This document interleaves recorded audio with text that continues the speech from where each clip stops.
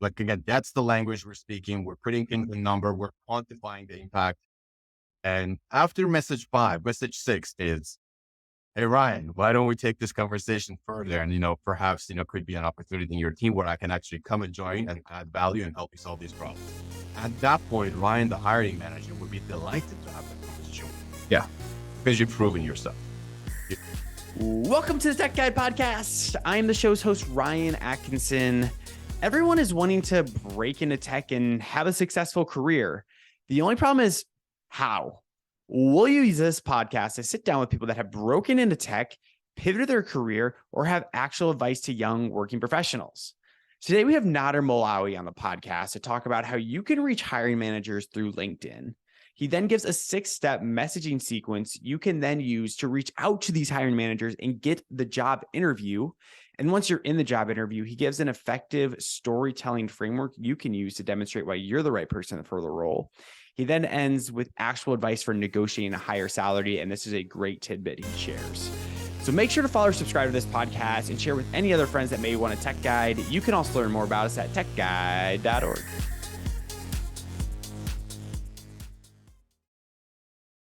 Thank you for being here, Nader. Super excited to have you on. Thanks for having me, Ryan. Looking forward to our conversation. And before we do that, we got to ask our kickoff question of, you're a very busy man. You do a lot in a day. How are you de-stressing from work?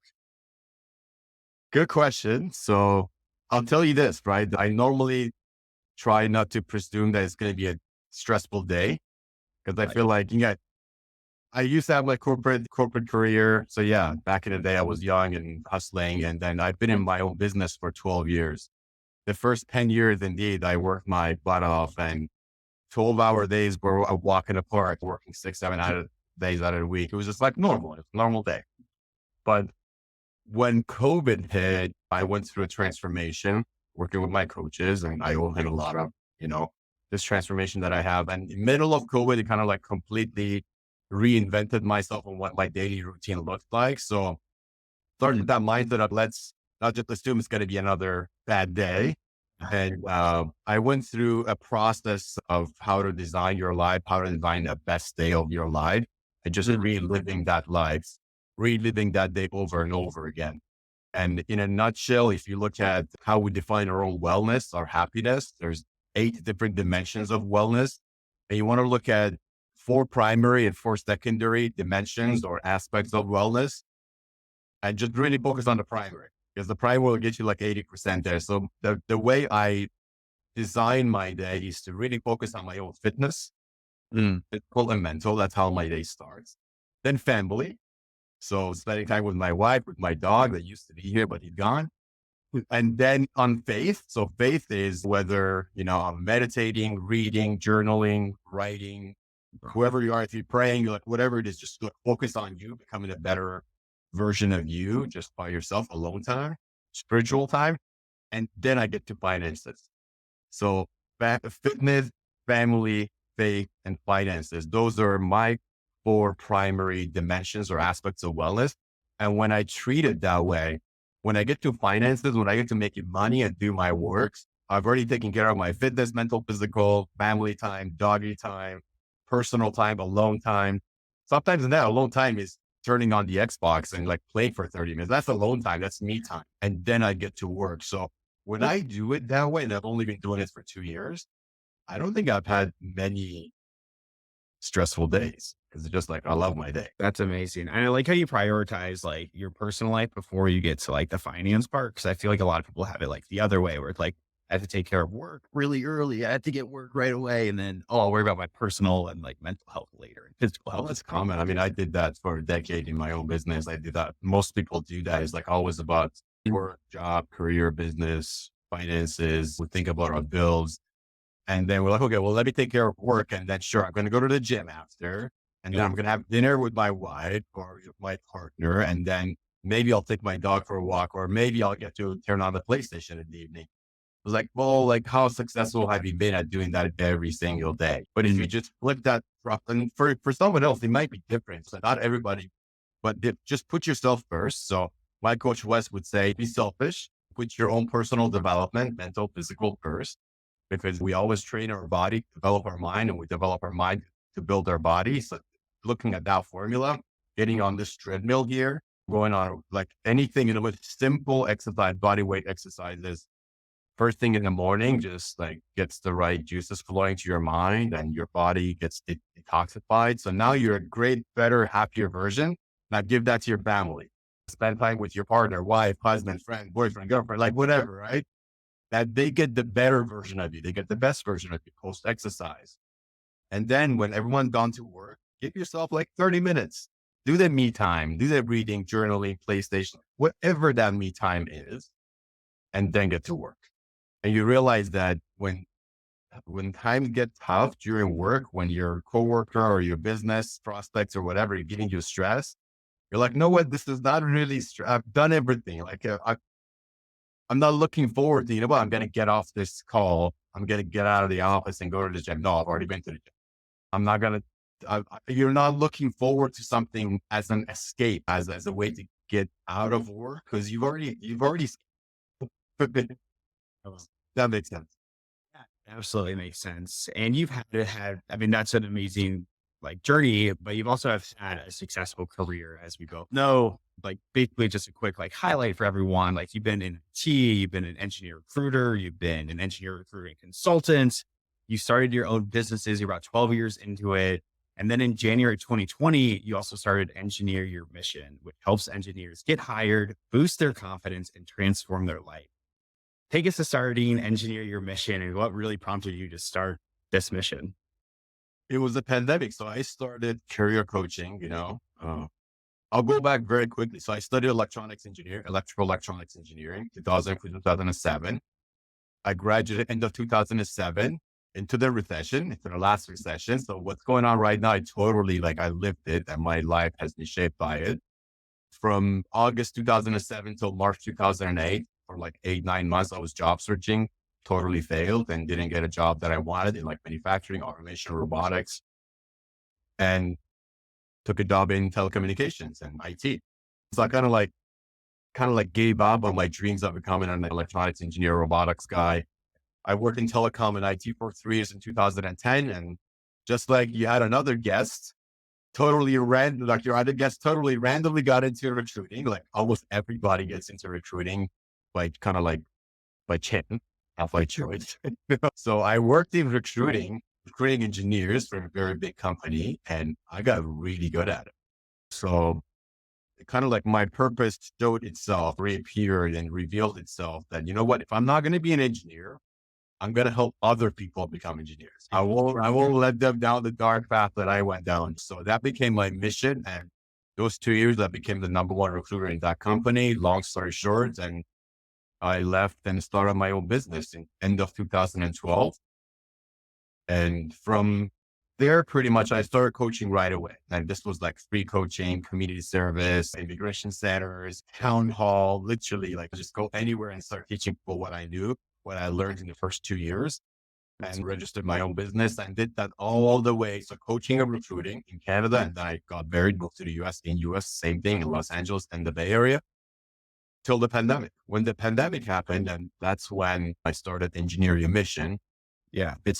I stopped recruiting and I added live coaching to it because I had been working remotely from home, 100% from home since 2014. 2013, I got an office, hired 2 people right away, got 2 ambitions and, lost all that. 2014, let everybody go, came home and then realized that, you know what, times are getting tough. My heart was no longer in recruiting. Recruiting was getting tougher and tougher. I said, you know what, I've been living successfully, like on my own terms since 2014 at home. This whole new remote work model, it was like, this is my life. I've been training for this. So I just started the life coaching. So Engineer Your Mission, kind of like design your life, design your mission or purpose in life. That's kind of like what that brand represents.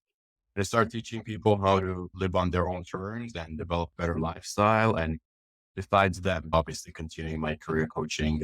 Awesome. And I love the focus that you put on like engineering because you're really taking your niche. It's not like, oh, I'm going to go teach like marketing and sales people how to do personal branding, job search or job interviews. It's I'm teaching engineers because I've done it before and I have experience in it. And I want to hit on the point of like personal branding with engineers. You think about personal branding. I feel like a lot of people think of like marketing and salespeople. They're the only ones that do it. But why, if you had to convince an engineer to do personal branding, what are some of the factors that you would say, this is why you should do personal branding as an engineer? I test them. I ask them just like you would naturally would when you meet someone for the first time. Hey, what do you do? The first thing, assuming that person is not looking for work, but if they are looking for work, which 99% of the times is someone that comes to me, Yeah. the shop coach experts, the career coach, they have a goal. So I ask them, what do you want?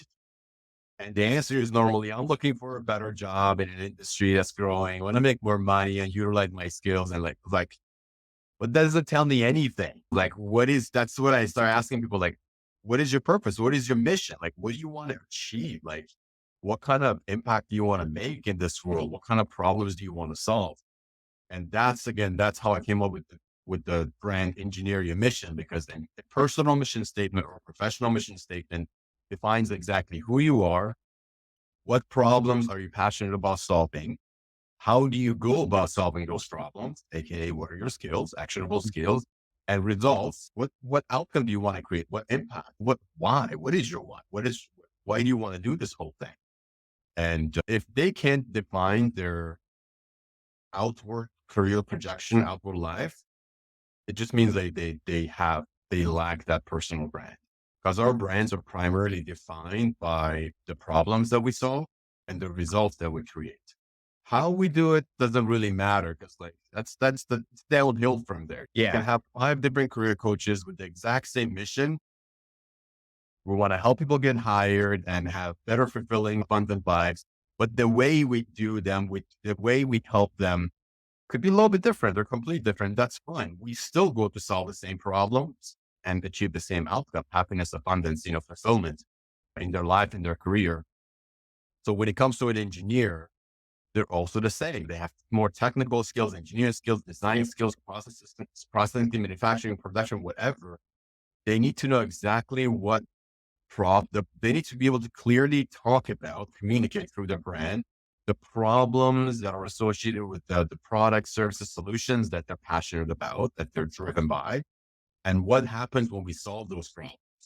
We're going to get this product to the market faster. So the person who's ill, who requires that a newer model, longer lasting artificial heart valve can Yeah. go through his or her surgery, and not having to do that surgery every 5 years. They can wait every 10 years or every 20 years to get another open heart surgery. Like, holy, like, I didn't think about it that way. Like, yeah, that is your brand. You're a medical engineer. You used to be a mechanical engineer. You get into medical product design, and you're looking at cardiovascular products and special valves of stents. So I go really deep into like, get down to the root cause of the problem and how that his or her life would change if they have to change components in the artificial valve, or if they have to remove the stent and then put it back in. Like, what would that do to you and your family? And how scary is that? You could not survive that operation. So how about dividing the brand around helping people save their life, making their family happy, and make them go through this scary operation every 20 years instead of every 5 years? Now that's your brand. Now let me write it for you, because the writing it for me is easy, but like, do you relate to that brand? Do you relate to that purpose in life? Is that your mission? Yes, bingo. I'll see you in 2 days with your new resume. So it's really about that. Yeah. So it's getting your mission statement first, because you have to know like what you're passionate about doing, that you're passionate about what I want to be doing here. And then you're able to build your personal brand off that. But before you can do that, you need to hone down what you're passionate about. Yep. And it needs to be specific, because the average person says, I'm good with that, but I'm also good with making airplanes more aerodynamic, because I'm a mechanical engineer. I'm like, well, you got to pick. You cannot do both at the same time. Your mission statement, your personal brand has to be specific. It's not about your general skills. It's about what you want to do with this one specific tool. Here's a screwdriver. You can do 20 different things with it. You can hard go with it too, but like, that doesn't mean you're open to all those options. Yeah. And so let's just say we do hone in like our mission statement. We got, okay, I know what I'm super passionate about. I know what I want to help with. What's the first step in like on that personal branding journey? Is it creating content, or how do you coach it? Well, I validate that first, because Some will come to me and say, I know what I want to do. I test them, I validate. There's something that's where I put in the recruiter shoes. I was like, really? Okay, let me test you. So I test out, make sure they actually have the background, that the experience, and those experiences actually allowed them to develop the knowledge and the capabilities and the courage to get into this new field. That's rare, but yeah, they might need some development unless they have the experience or they're just transitioning into a similar field, similar industry. But if that's the case, definitely a mission statement, like you said. First thing, absolute first thing, because then it defines you. You're going to write it down. You're going to look at it every day. It becomes part of your identity. If you're doing a career change, it needs to be that. You have to take on a new identity. You're no longer the aerospace guy because the aerospace industry is terrible, for example.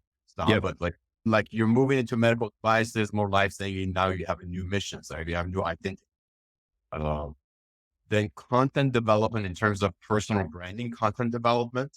So if you look at yourself as a business, your website, you don't need a website. Your LinkedIn profile can be your website. It could act as your website.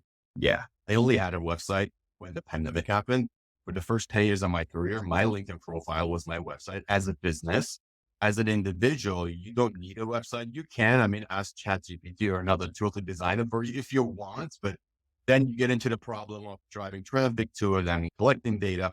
Instead of doing all that, just let LinkedIn do all of that for you. Develop your content, put it online. So it's online and active and available 24/7. And then you get into the marketing. So content development for the sake of sharing that content on your network and using it to attract people to you. So more of an incoming marketing strategy. So people can share with you what their insights are. Is it settling? Is it connecting with them? Kind of like a further validation process, but allowing you to kind of like put on that new costume because the brand is like an identity. Like it's a new. You're looking different. People are going to ask you, "What's happening to you, Ryan? You used to be the aerospace guy. You're doing heart valves. Like what's going on?" So it takes time for you to kind of like shed the old skin and get into this new. And that will be the first. The next step is more proactive outreach for you to start getting conversations and meetings with people who are influencers or decision makers in companies or industries you want to get into. But for you to build a foundation, it's absolutely the first step to know what you want to do, build your career history, write about your career history and your skills on your LinkedIn. Interesting. And so there's a lot there of like building your LinkedIn, building a like website, building like content creation. It sounds like a lot. It just sounds like, oh my God, like how am I going to do all this? Especially from an engineering perspective. It's like, well, why should I be doing this? But if you could point to like one person, like really hone in on, if it's your LinkedIn profile, if it's the content creation, if it's like getting a website, which one would you point to them to focus on first? It's having a complete and keyword optimized LinkedIn profile. The resumes are a tool of 40 years ago, 50 years ago, so when I got into recruiting in 2010, that's 13 years ago, I immediately started being trained on LinkedIn. I actually got trained by LinkedIn as I was in a very large corporate company. So I was like, this is up in Toronto, Canada. So the crew, like we all got trained by LinkedIn corporate and trained away from a resume. It's like resume is just a bunch of words, black and white on a piece of paper with no personality. It's like, it's like, I don't know what to do with this piece of paper or God forbid 5 pages. Like how crazy is that? And here comes LinkedIn a long time ago now that has, I can see what you look like. I can see your connections. Your connections, I always say they like your networking currency. Like if we have the same connections, like, oh, Ryan knows Bob and Bob knows Jill. It's like, oh, this, like boom, boom, boom. It's like electricity. It's like we connect to each other. If I can see what you look like. I can see, what your connections are. I can see your activities. I can assess you. I can evaluate you. I can judge you because as humans, we always do. Do I like this guy? Do I not? What does he write about? What does she write about? And then go in depth into your past experiences. Look at your about section. Your about section of the summary section, treat it as your cover letter. So you always have I call it the value proposition letter. I don't like the old cover letter from like a million years ago. I write value proposition letters So it's like you look at your about section as that, and you have your skills and industry experiences, education, certifications, groups, organizations, skills, more skills down there. I can look at your endorsements. Yep. How many people are endorsing Ryan for X skill? How many people are writing recommendation letters? Because these days, recruiters are not sitting there calling your old boss No. and be like, hey, Nader, like, how was working with Ryan? Guess what Nader's going to say? Oh, Ryan's a cool guy. Like, no one's going to say negative things about you. So those online recommendation letters, testimonials, basically, they have replaced the good old reference calls. And I can see your interests right at the bottom are like, companies are you following? Influencers. Which newsletters are you subscribed to? Which groups are you a part of? There's no way you can put all that information on a resume and make it like enable the links. I can click on the companies, I can click on the people that connected with you, and just online available, always on my phone. Like there's no way a resume can do all that for you. So can we move on from a resume and get into LinkedIn is what I encourage people to do. Surely you need to apply to a job. Either you applied with your LinkedIn profile, or you just have a summarized short one-page version of your resume, can handpick stuff from it just for an application process. That's really it. But depending on your resume to land you an interview this day and age, it's just not a good bet. I love that. I love that. And let's talk about that because let's just say, okay, I optimize my LinkedIn. I have my mission statement. I'm ready to pivot careers. I'm ready to change industries. Where should someone that is wanting to pivot their career start at? In terms of the job search strategy, if again, this is not my opinion. I've always looked at data and data-driven strategies, data-driven tactics, and you're not going to, don't start Googling what's the fastest way to get hired. Yeah. Because companies and businesses don't gather data on that. You Yeah. have to kind of like flip that coin around, and businesses and companies using their own applicant tracking systems and online marketing campaigns, they track the most effective hiring strategies. Yeah. So what is the most effective hiring strategy? What do companies and businesses do that makes them really successful at hiring? And what are the different metrics? On top of that list is cost of hire. How much does it take to actually hire someone? Then the quality of the hire. Like we don't want to hire crap people, we want good people. And then third, like the time of hire, like how long does it take? Because we don't want to wait forever. So if you look at cost, quality, and time, that good old formula of time, quality, and cost. If you look at businesses and the data that comes from that, there are many different hiring strategies and different campaigns. Two of them that are extremely ineffective because the sheer number of applications are job boards and their own website. If you want to work at any company, Providian, if it's a medical device company, or Boeing, if it's an aerospace company, like we can find these companies very easily. You can just Google, local aerospace companies, local medical device manufacturing companies, go to their website and apply. So millions of people every year go and do that at Boeing. Hundreds of thousands of people go to Providian and do that every month or every year. So the competition is massive.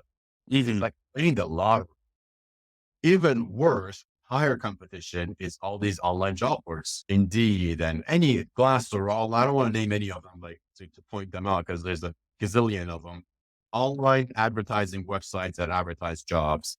You search in Google, mechanical engineer jobs in San Francisco. I guarantee you, Indeed would come up first. Why? Because they've grown as an advertising website. That's what they do really well. And we all find them, and we're all going to go and apply to the same job that everybody sees. So millions of people go do that every year. Again, it's a lottery. Don't expect to win. Please, when you buy a lottery ticket, don't expect to win. It's free. It's a free ticket. Here's my resume. You don't actually expect a callback. If you do, consider yourself extremely lucky. Do a happy dance, crack a beer. I don't know. You know what I mean? Just like know that you're extremely lucky. Because statistically speaking, you have less than 0.5%, less than 1% to actually get hired through an online application. You just don't do that. So when I coach someone and say, you know what, I know that you're spending a lot of time on that, and likely you're coming to me because you've been doing that every day for the last 6 months, and Yep. you haven't got results. So let's just stop wasting time over there and look at the most successful hiring programs, which is number one is hiring initiated by a hiring manager's decision. Mm. We can find a hiring manager, any company at the right department on LinkedIn. That takes 10 seconds to find that person. If I know what job it is you're going after, the part that it takes a bit more time to develop, it's the message. So we get into messaging. Yep. It's a multiple message. It's like, okay, Ryan Atkinson is a senior engineer manager focused on mechanical part design, wingspan development group or whatever, aerodynamics, wingspan aerodynamics. Look at here, boom, boom, boom, here it is. Just use those keywords, find them. How can I establish rapport, establish a connection, a good conversation, back and forth conversation with Ryan over the next 2 weeks with 5 messages, like minimum 5 messages. It's not one message. Hi, Ryan. Hiring? Yeah. No, like it's not that. That's not messaging. Messaging is like really getting into, this is why I'm interested in your organization. This is why, your brand and your culture has like attracted me to you.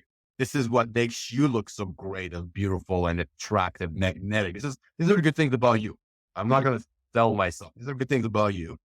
And then we get into, these are the problems that I understand you might or most likely are experiencing when it comes to, aerodynamics, testing, validation, verification of wingspans for your new 788s Boeing.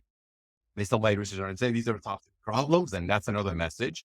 Then we get into proposing ideas and insights and potential solutions. Ryan, I know it's been 3 days. I want to follow up again. I've been doing more research and learn more about how to improve the aerodynamics, blah, blah, blah. And these are a couple of ideas that I had once to run the bike. That's amazing. And at that point, Ryan's probably going to start responding. So 3 messages in, you're probably going to say, hey, thanks for connecting, blah, blah, blah.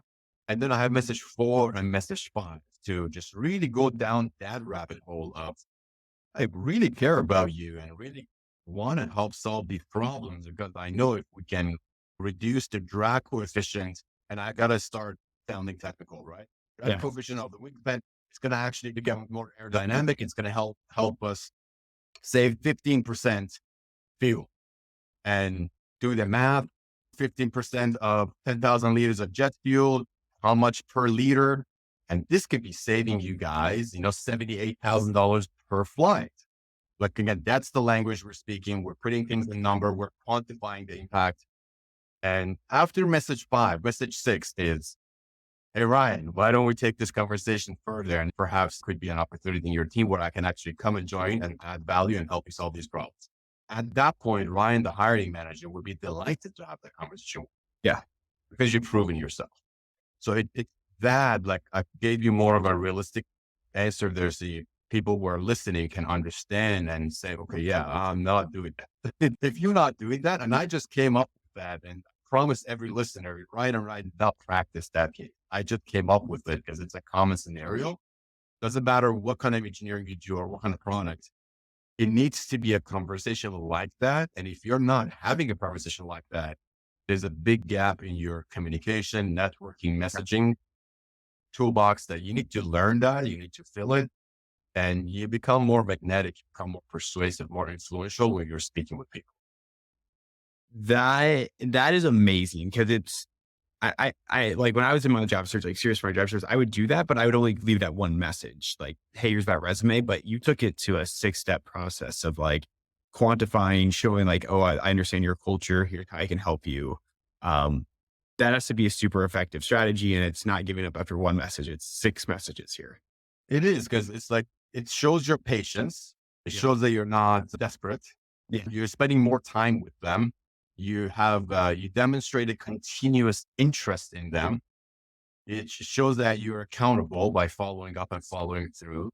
But it shows that you're not a kind of person that jumps to conclusion, that you like the journey more than the outcome. I can go, I can list a few other characteristics, that they would want to have as someone in their team. It improves their culture, the team culture by behaving like that. So we identified on how to reach the hiring managers through LinkedIn.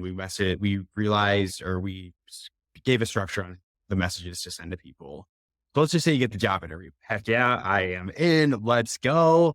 What frameworks do you have for people to share their story authentically when it comes to a job interview? Great question. So, and that's normally the first question. Tell me about yourself. Right away. Don't tell them about, this is again, my formula, and I can expand on it. Don't talk about your history, talk about your destiny. And it kind of like ties into what's your purpose, what's your mission, and engineer that mission, design that mission, and talk about the future of solving problems, getting those outcomes. The first problem, and it's very common, is like, oh, well, I graduated in, San Francisco State University. Like, okay, I already know that. They're not going to tell you this, but that's the voice in their head. Like, that's why you're here. Like, we already know that stuff. And in my first job, I got this. In my last, like, no, like, you already know that. That's why you're here. Tell me something I don't know, man. That's where that destiny comes in. You want to basically start from today, like right now and forward. You're in this interview. There's a potential of being a member of this great organization. You talk about them, and I teach them the co-creation conversation. Whoever it is, like I'm coaching, co-creation is like creating that future together. Yeah. If you want a better wing design, more aerodynamic, less drag coefficient, I want to talk to you about how I can help you actually make that project a reality by the end of the year. And I'm still telling you about me. I'm telling you about my plans, my ambitions, my goals, my vision, my dream of being an aerodynamic design engineer at Boeing. Yeah. And sure, in that conversation, I can back it up with actually growing up. I used to have all these pictures of planes, and I can inject it in there, but just don't start from, I grew up wanting to be an aerospace engineer. It's like, oh, cliche. You can talk about that later on in that conversation, but you just really need to talk about them, what you're going to co-create with them, and how your destiny and your identity will be defined by being a member of the organization. Because that's going to make them feel good. It feels warm to be spoken about in a confirming way. It's like, heck yeah, that's why I'm here. That's why I've been at Boeing for 7 years. And that's why I'm a hiring manager. So you want, again, kind of like feed into that person's ego, but truly focus on the future rather than the past. That's awesome. And we are winding down on here, but I do have another question. So let's just say you share your story authentically. Heck yes, I got the job offer. I'm ready to sign here. But wait, I want to ask for a higher salary. Oh, how do you do it? Good question. So a salary negotiation is never a one-way conversation. It's a two-way road. So if you're going to ask for more, you got to give more. Mm. And like, this is where everybody starts freaking out. It's like, no, don't freak out. Like, but like, let me show you how. Let me show you how. It's not giving more because you might feel like, I've already, like, this is me. What more do I have? Do I have to work extra hours? Because everyone asks me, like, I'm like, no, dude, like, I'm not asking, like, you got to give them more. What is the more? Confidence. So how do I give Ryan, the hiring manager, that level of confidence that, yeah, I'm making this other guy is going to be the best hiring decision I'm going to make. So I have more confidence in hiring him, and he appears to have less risk. So more confidence, lower risk. And how would you do that? I teach them a formula. It's pretty common in product development, even in sales and business development. It's called the 30, 60, 90 day plan. 30, 60, 90 day plan. So your plan of action in the first 30 days, in the second 30 days, and the third 30 days, in your first 3 months on the job. So if everybody Googles 30, 60, 90 day plan, there are 1,000 different articles, there are 1,000 different YouTube videos. This is pretty much taught everywhere by standard. Not a lot in job searching. So I created the mold for the application of job searching and for the application of specifically salary negotiation. So if I'm going to have that conversation with you, or let's say at that point, it's really a response email, you want to send an email to, test the waters to see what they said. Along with that email, we have a 3 to 5 day action plan describing exactly what we're going to do in the first 3 months of the job to make sure that when that 3 months is done, the probation period is done, there's no doubt that you're becoming, or you are productive, that you are a high performance employee, and that you are going to, without a shadow of a doubt, achieve your goals by the end of the year. So that action plan positions you as someone who's prepared, someone who is ready for action, someone who has clarity in his or her mind. And that has given you the confidence to write this action plan and submit it. And so again, you got to give first, and then it's like they'll reciprocate. The chance of them reciprocating is extremely higher when you give that action plan and they like bite away. You know what I mean? So when you get that bite away, for me to map this out and look at this career move as something worthwhile for the very long term, and looking at the value and the worth that I can bring to the table, I feel like the salary, my my my base salary, because there's whole compound, my base salary would be more near 95 versus 85 or whatever, more 170 than 155, whatever it is. You want to give them one number, don't give them range, always give a number and ask for it directly, but you need to have proven it first. You cannot just ask for it because they're going to ask you, why? Why do you think you're worth that much? That is awesome advice, and advice that I have not heard on this podcast yet. And so throughout this was an awesome episode. So I want to thank you so much for joining us. This was a ton of fun. A lot of great frameworks in here that I didn't even know about. So Nader, thank you so much for joining us. Thank you very much, Ryan. Pleasure speaking with you.